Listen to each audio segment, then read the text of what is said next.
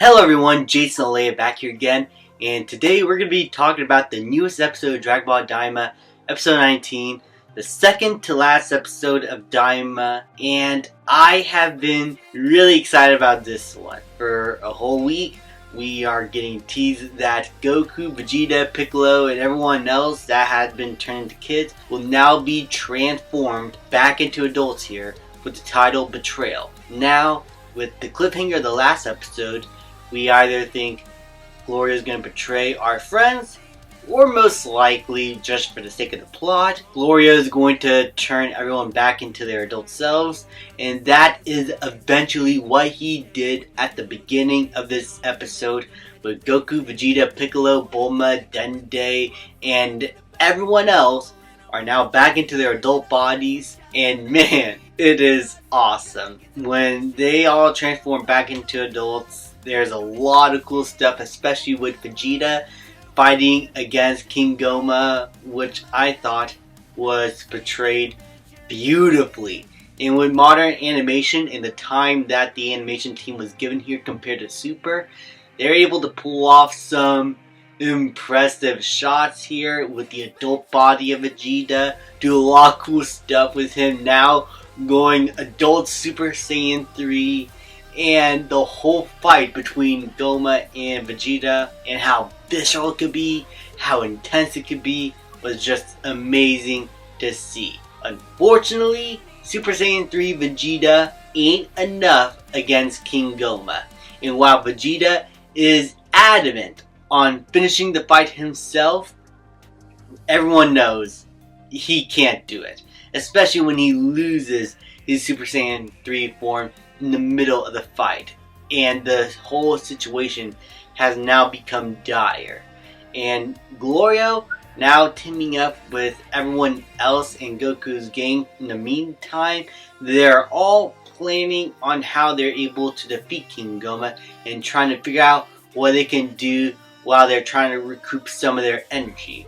It isn't until Dr. Rinsu finds out something in her magic spell book about how they're able to defeat King Goma, and that is if they're able to punch the back of his head 3 times.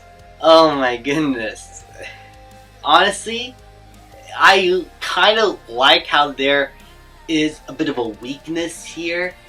It just felt like a bit of a retread from what we saw in Dragon Ball Super Superhero, where Cell Max's weakness is having to hit his head so hard that it breaks.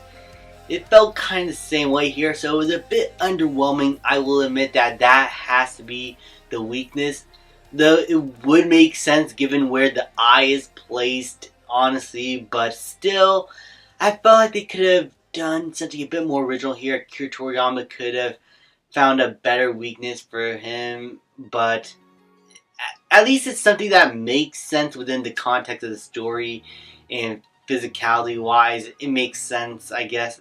It just felt a little bit uncreative in my opinion, and that is the one downgrade in this whole thing for me. But it isn't too bad, as I said, just something that I wish could have been a bit more creative, you know? But one of the funniest aspects of this entire episode is how Bulma is able to convince Vegeta about backing off from the fight, or else he is never going to be able to bathe with her ever again.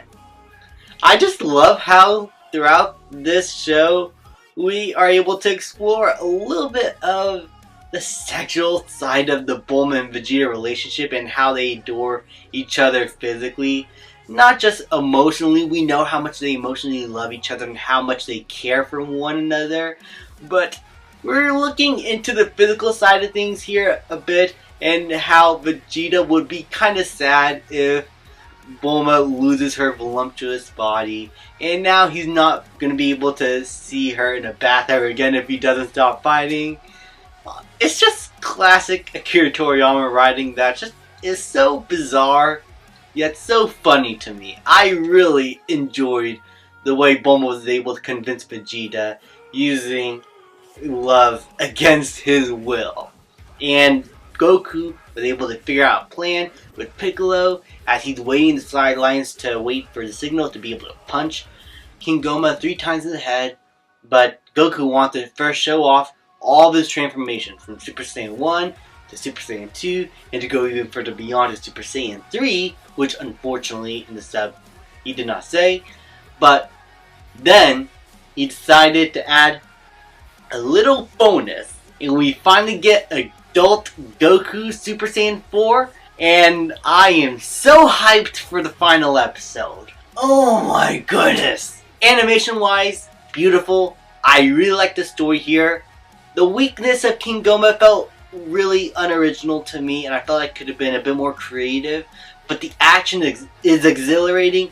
I love where the plot is going and how they're treating Dr. Rinsu as a more complex character instead of a mustache twirly style villain with only one defining character trait. She has a lot more going for her and is willing to put aside her ambitions just to be able to not only fulfill them, but to be able to win the battle in her own favor. She's able to set aside some of her morals and ways of doing things, and I really like how the show just made her a lot more two-dimensional in that regard. All in all, this was a really fun episode, and I cannot wait for the finale and how this whole series is now going to conclude. Thank you guys so much for watching. Please leave a like, subscribe, comment, and I will see you guys next time.